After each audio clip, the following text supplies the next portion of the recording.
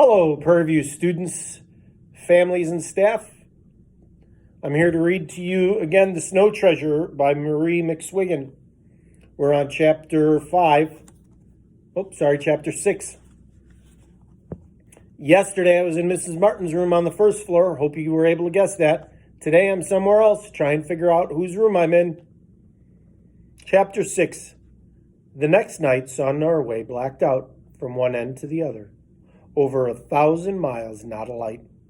Windows were draped in black, and people were cautioned not to allow so much as a candle ray to show outside their houses. That was the night of April 8th.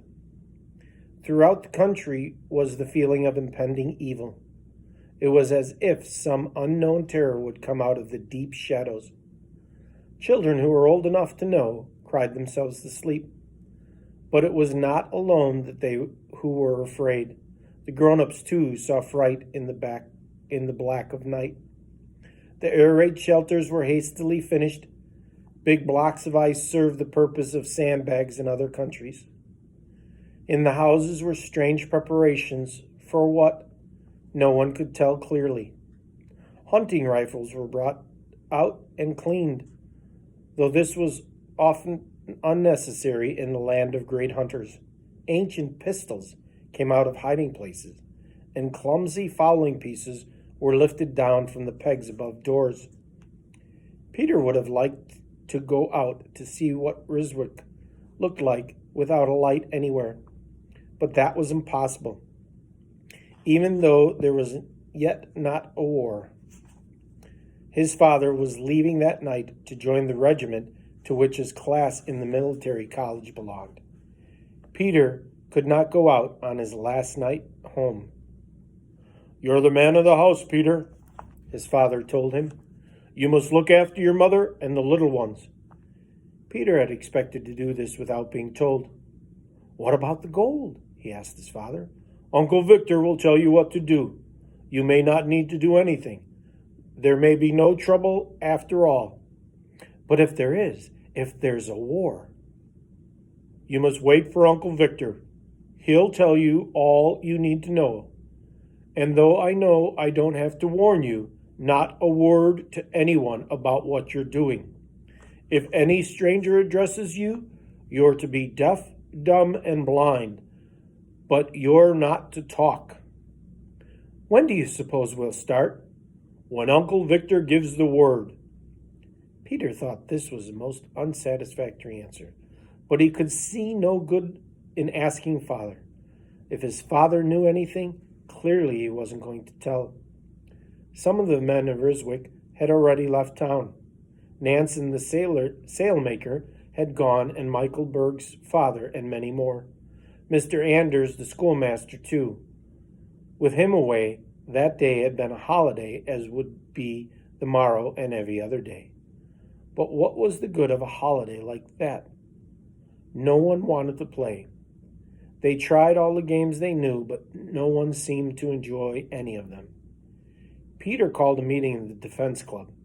The air raid drill wasn't very exciting, for although they could blow a warning whistle, they had no one to give them the all-clear signal when to come out. Helga and some of the girls thought it'd be fun to play at being Red Cross nurses. But when they picked up Bunny for the first air raid victim, he kicked and screamed so that they had to let him go, even though his legs were supposed to be shot away. But the long day dragged through somehow, and now it was night. But what a different night, different from any Peter had ever lived through. He didn't know but what he would rather have a toothache. After supper, his father seemed to be waiting for some message. It never came. He kept taking his watch out to see the time, although there were clocks everywhere you could look.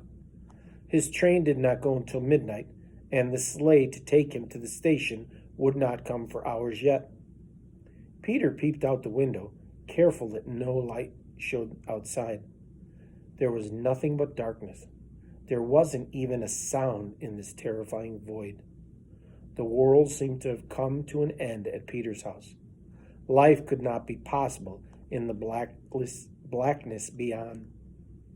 When the hour finally came, Mr. Lundstrom to leave, they all tried to be cheerful. Peter's mother even started to make a little joke. Old Pergusson shuffled in for the bags, and then the door closed and blotted out Peter's father in the black of the outside. Mrs. Lundstrom turned to Peter in a flood of tears. He tried to comfort her, but there was little he could do. "You've me, Mother. I'll not let anything happen to you. Father said I was to look after you and Lovicia and Bunny, and I will." She smiled when she spoke. "I know, Peter. I'm being foolish. After all, I do have you." 4 hours after that, German parachute troops landed in Norway. And through all the ports clear into the Arctic Circle, soldiers and Marines poured out of merchant ships in the harbors. There was even gray-clad Nazi soldiers on the beach in Ryswick Fjord. It was Uncle Victor who brought the news in the morning. "On your sleds, children," he directed. "There's not a day to lose." That's the end of chapter 6. Again, figure out whose room I'm in. Have a great night.